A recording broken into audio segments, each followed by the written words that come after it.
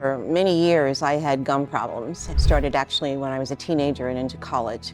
My family history is that both sides of my family, mother and father, had severe gum disease and ended up losing their teeth. I was concerned because my parents had dentures, and when they lost weight, the dentures would flop out, and I didn't want to look, like that. I was an executive in healthcare, and I worked for a very large hospice company, and I was doing a lot of videos, teaching on camera, and you could see my teeth.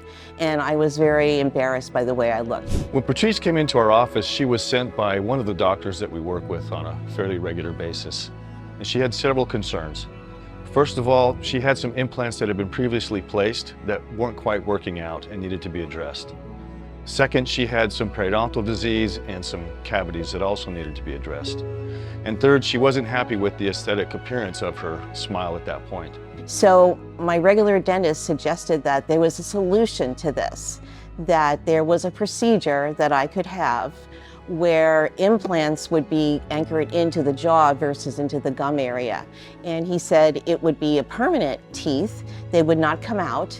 And so he suggested that I highly consider this. She did have an option of maintaining her natural teeth and doing some replacements with implants and also some aesthetic treatment. However, that seemed to be much more expensive than the choice that she eventually made, which was to have the all-on-4 treatment. Once they were done, they looked absolutely beautiful, and I wasn't afraid to smile anymore. And I could have pictures taken, and when I went nationally to speak up on the stage, I wasn't intimidated by the way I looked. So I felt good about it.